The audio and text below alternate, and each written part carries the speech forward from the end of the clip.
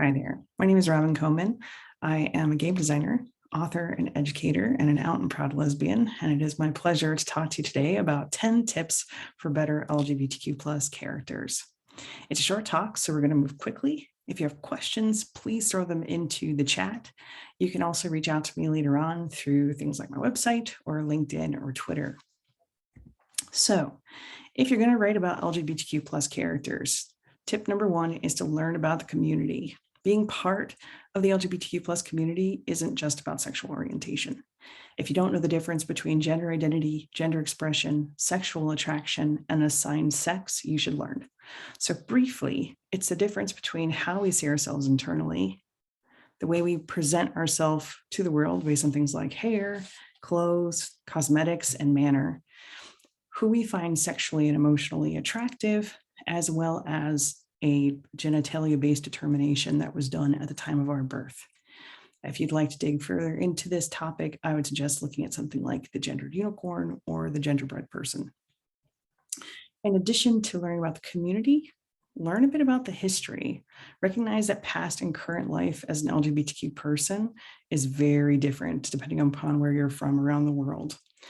Note, don't assume that just because you might be part of the community that you know everything there is to know about every aspect of being an LGBTQ plus person. So always good to do a little research. Tip number two, utilize subject matter experts. So even if you've done your homework, even if you're a part of the community, when you're making a game about LGBTQ plus characters, it's a great idea to bring on an expert. You can either diversify your hiring practices, basically bringing folks onto the team that are from varied backgrounds. You could also hire a contractor as a subject matter expert to consult on narrative and character design for a particular product. You could tap into your player base. I guarantee you that there is a significant portion of LGBTQ plus folks that play games, and so you could definitely tap into them.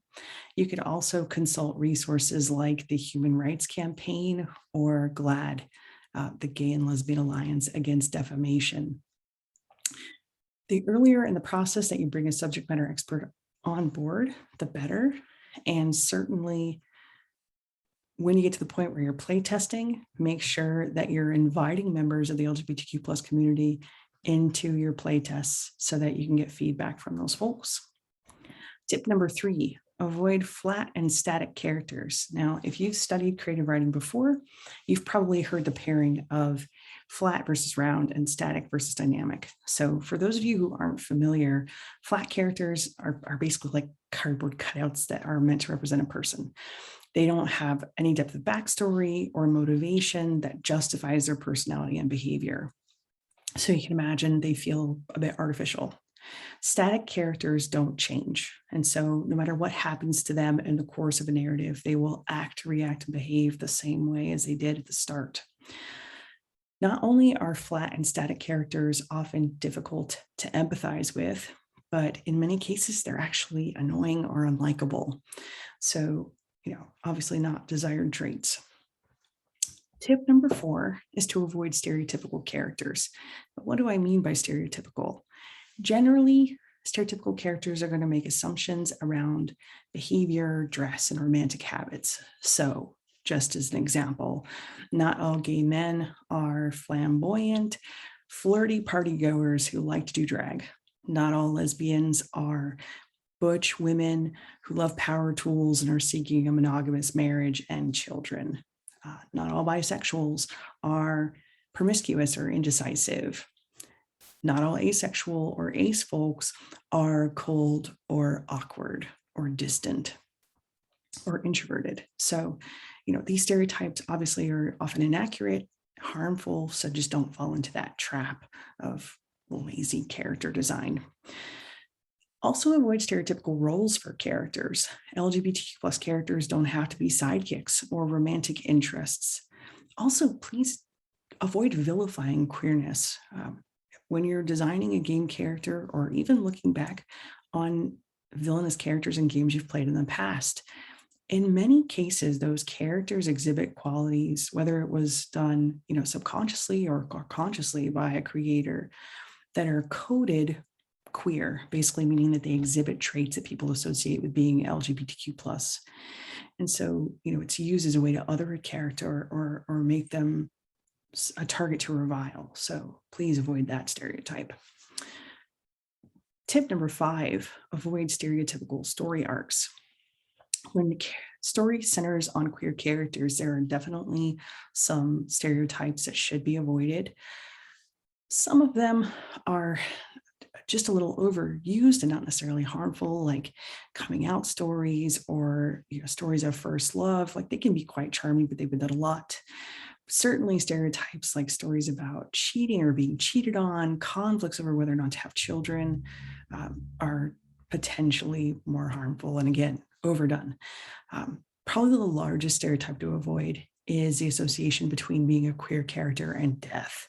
So there's actually a phrase for it, is don't murder your queers. And so basically, linking LGBTQ plus characters with this inescapable tragedy is harmful, and it's pretty common in media. So it does harm. It's also erroneous. And the reality is LGBTQ plus kids are already more prone to depression and suicidal ideation than their peers. So we don't need to present them with characters that basically reinforce to them that they're doomed just because of who they are. So tip number 6 is to use innovative patterns in world building. So, unless you're making an educational, historically accurate game, your world is going to be fictional to some extent.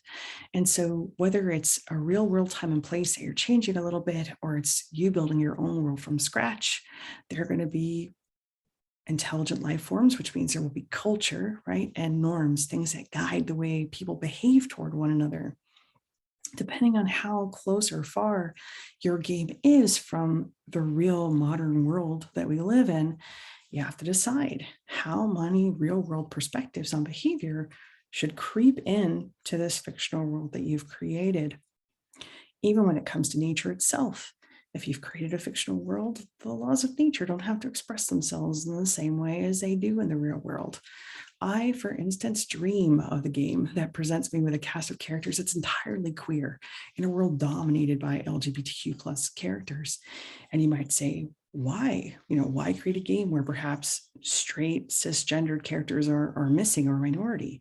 It's because I've so often been presented with games where the opposite was true. Tip number 7, world building choices should resonate. So when you've changed the real world or you've created a world of your own, all the decisions made about the laws of nature and culture should have an impact on how characters who exist in that world behave and interact with one another. If your game is set in a real world time and place, where is it set? What was it like to be an LGBTQ plus person in that time and place? Do you want to follow the kind of expectations of that real world time and place, or do something different in your world?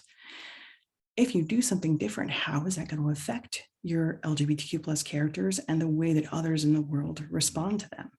If you've invented a world of your own, do people even look at LGBTQ plus people in the same way that they do in our day and time? Why or why not? Does that make sense based on your world? Or are you taking the easy way out?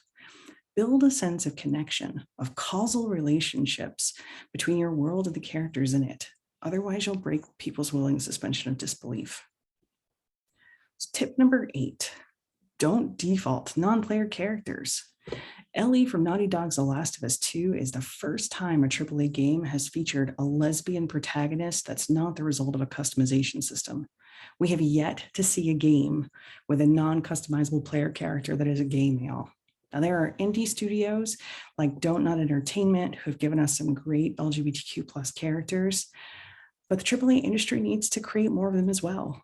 They also need to create games where, when customization allows for you to be a queer character, the entire cast of people are available to you for romancing as bisexual characters versus there being limitations by gender. You might be worried that by creating queer player characters, you're going to lose players who aren't comfortable playing as someone who isn't like them. Odds are your players are more open-minded than you think. If you create a great character with interesting mechanics, a compelling world, people will want to play as that character. They'll want to play your game. And frankly, if your character being LGBTQ stops them from playing, maybe they're not a player you want to keep anyway. So tip number 9, hire LGBTQ plus voice actors to play LGBTQ plus roles. Having that background is certainly not to diminish what actors are capable of doing and performing, but is a way to bring a subject matter expert into your process and to support the community that you're trying to explore. Hopefully to bring more authenticity to the character that you're creating. Tip number 10, design with diversity, equity, and inclusion in mind. Having queer characters should not be your only point of diversity. LGBTQ plus characters do not all have to be white, thin, young, and healthy. Create LGBTQ plus characters that are of various ethnic backgrounds, that are older, that have a variety of body types and a variety of abilities. Our audience is varied. Let's create characters that are varied as well. You have a bonus, and my bonus is a quote that some of you will recognize. "You had the power all along, my dear," said Glinda the Good in The Wizard of Oz. So some of you watching this may have thought to yourself, having fully fleshed out characters, avoiding stereotypes, creating innovative worlds, creating characters and character relationships that are grounded to the world they're in, creating diverse characters. All of these things create better characters, whether they're gay or straight characters, whether they're cisgender or transgender characters. And you're right. Setting aside my Wizard of Oz joke, the bonus tip is actually to remember that people are people with all the same strengths, foibles, and quirks that anyone might have, found at every age and in every walk of life. So thanks for joining me on our quick talk, 10 tips for better LGBTQ plus characters. Have a wonderful rest of Siege. Go make some great characters.